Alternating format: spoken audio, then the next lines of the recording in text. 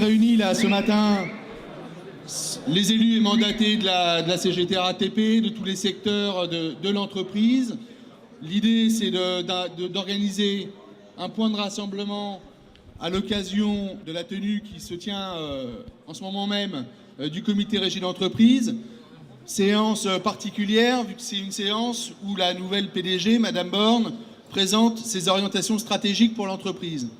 Ces orientations, elles s'inscrivent dans la continuité de celle de son prédécesseur. On n'a pas de rupture d'un point de vue des orientations de l'entreprise. Et sur certains aspects, mais je ne vais pas développer, j'y reviendrai dans une autre intervention et laisser la parole aux camarades, aussi sur une remise en cause, une accélération des processus d'anticipation de la concurrence. On aurait un écart de compétitivité à récupérer par rapport à la concurrence. Donc pour Bus, ça se traduit par 12% encore à faire, à réaliser d'ici 2024 et certainement peut-être avant puisqu'ils accélèrent. Donc le processus qui est engagé. À Bus, on est en pleine mobilisation pour la journée du 18 novembre sur les problématiques sur lesquelles justement la productivité a eu un impact. Productivité qui est inscrite dans le contrastif et qui est accélérée et repris par la politique d'entreprise et qui fait fi, je pense, et dans la séance d'aujourd'hui, ces orientations vont être portées. Ça se traduit par quoi sur le département Bus, et je pense dans les autres secteurs aussi, par une souffrance au travail.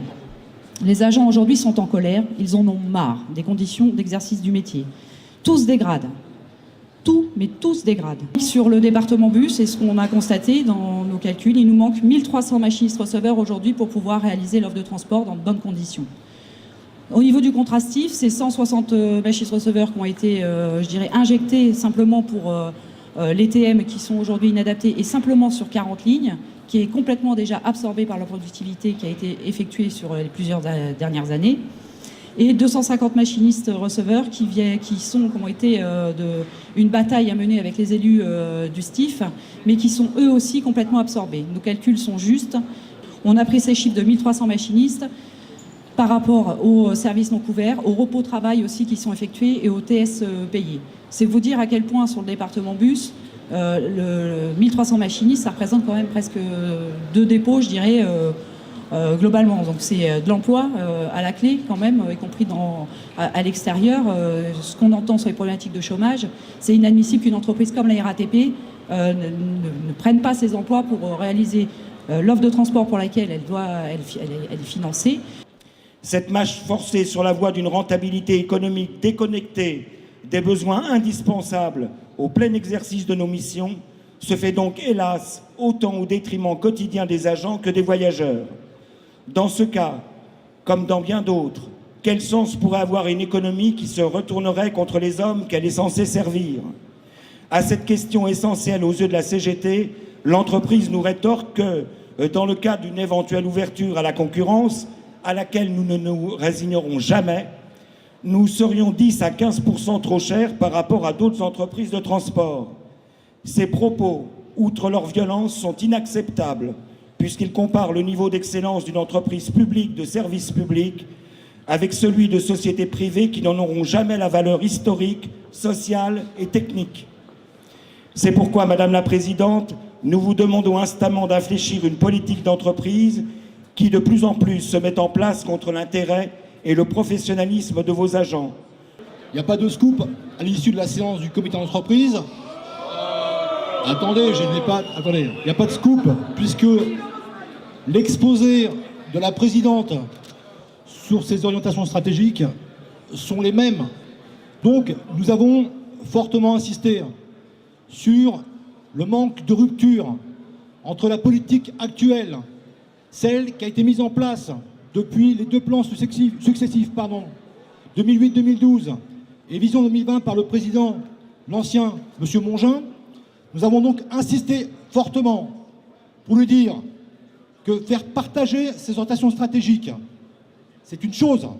Mais ce que nous demandons aujourd'hui, c'est qu'elle entende le mécontentement grandissant dans l'ensemble des secteurs de l'entreprise et que la souffrance au travail, qui est prégnante partout, soit l'objet de réponses urgentes et positives pour qu'enfin les salariés de l'entreprise ne soient pas systématiquement en incapacité de répondre à l'ensemble de leurs missions.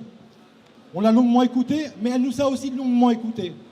Elle fait du dialogue social un enjeu majeur de son mandat. Alors chiche, alors chiche, alors chiche. Elle veut consulter, elle veut concerter, elle veut dès le début 2016 une concertation large et massive de l'ensemble des agents. Nous ne laisserons pas les agents s'embarquer dans une pseudo-concertation, où l'écoute ne sera simplement que de façade. Pourquoi on a fait ce choix aujourd'hui de se réunir au siège de l'entreprise et pas dans nos locaux syndicaux? Parce que ici, on est chez nous et on n'a rien à cacher par rapport à ce que veut et à ce que pense la CGT. C'est-à-dire, il nous faut une réorientation massive de l'orientation de l'entreprise et il faut que les salariés ils se saisissent de ces enjeux. Madame Borne, la PDG, ça a été dit par Eric, a annoncé dans ses orientations une grande consultation dès début 2016.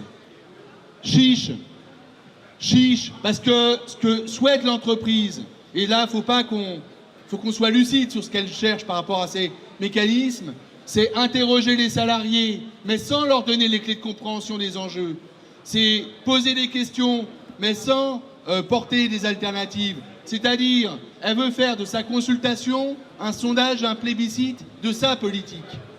Qui dans l'entreprise va apporter des alternatives?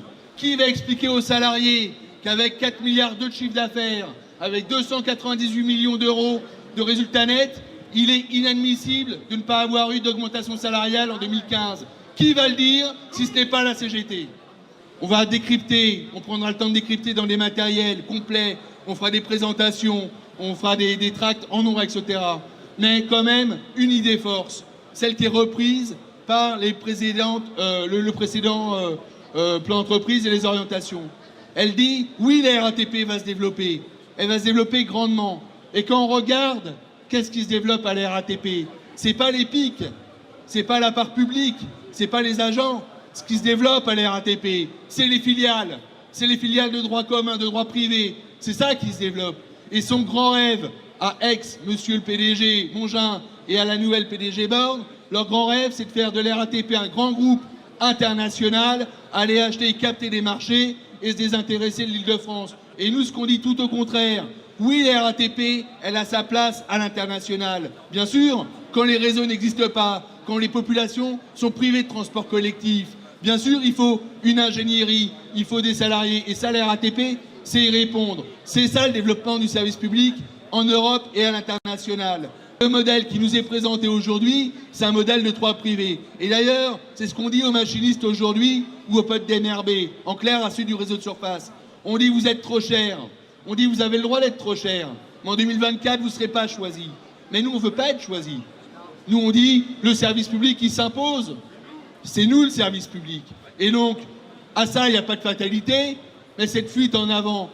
Les directeurs des départements disent, ici, c'est 12% de productivité à faire en plus. Là, c'est 15. À la maintenance, c'est plus de 20. Cette fuite en avant, qui peut croire ici une seconde que l'augmentation de la productivité va permettre d'avoir des coûts salariaux et sociaux comparables aux horizons 2024, 29 ou 39? Qui peut raisonnablement croire que les efforts de productivité ne vont pas peser sur nos salaires, sur nos conditions de travail et sur notre niveau de protection sociale? Et donc on a affaire aujourd'hui à des choix importants. On a deux choix. Le choix de certains, ne rien faire, se taire, écouter poliment, surtout pas de vagues, voire porter la politique de l'entreprise, ou alors on fait un autre choix, celui de l'alternative, celui du combat, celui de la lutte. Par contre, celui-là, les camarades, et c'est pour ça qu'on se voit aujourd'hui, ils demandent l'adhésion et l'engagement, non pas de quelques-uns, mais de tous les militants de la CGT RATP, dans tous les secteurs, qu'on soit conducteur de RER, machiniste receveur, agent de station, OPOS dans un atelier, employé de bureau, cadre super, tout le monde a besoin de se mobiliser au niveau de la CGT pour faire passer les messages qui sont les nôtres, une analyse lucide de la situation. Non, l'austérité, c'est pas une fatalité. L'austérité, c'est un choix. Ce choix, on le fait pas. On va se battre, on va combattre. Et ça demande la mobilisation de chacun d'entre vous. Donc on a des rendez-vous de lutte, à Bus, sans attendre, sur les problématiques liées au département, aux conditions de travail dégradées, aux pressions qui sont mises, etc. On a une lutte unitaire dans ce département le 18 novembre prochain. Ça doit être une lutte puissante à l'entreprise, une lutte ancrée dans la réalité de ce que vivent et subissent les salariés tous les jours. Et ça, on va gagner parce qu'on sera puissant dans cette dynamique. Mais cette lutte, je ne dis pas qu'elle sert à rien, c'est pas du tout mon propos. Cette lutte, ça doit être un tremplin aussi pour qu'elle fasse tache d'huile dans les autres secteurs de l'entreprise. Parce que Gaël l'a dit, ce que vivent et subissent les machinistes-receveurs aujourd'hui, c'est ce que vivaient les camarades au CRIV hier, quand ils étaient à 90% de grévistes. C'est ce que vivent les camarades de la maintenance, c'est ce que vivent les camarades de l'encadrement, qui étaient encore hier dans une initiative de distribution à l'occasion de la réunion Top Manager.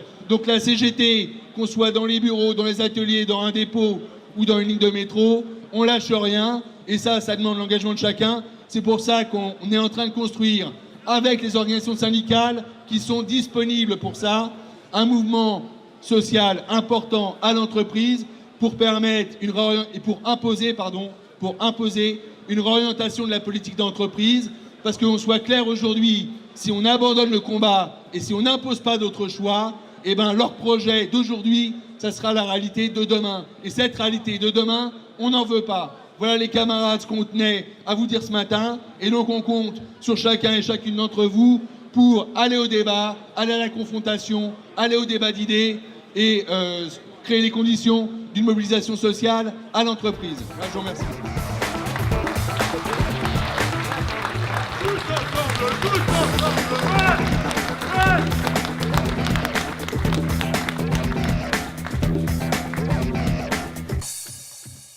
Le recul social ne se négocie pas, il se combat.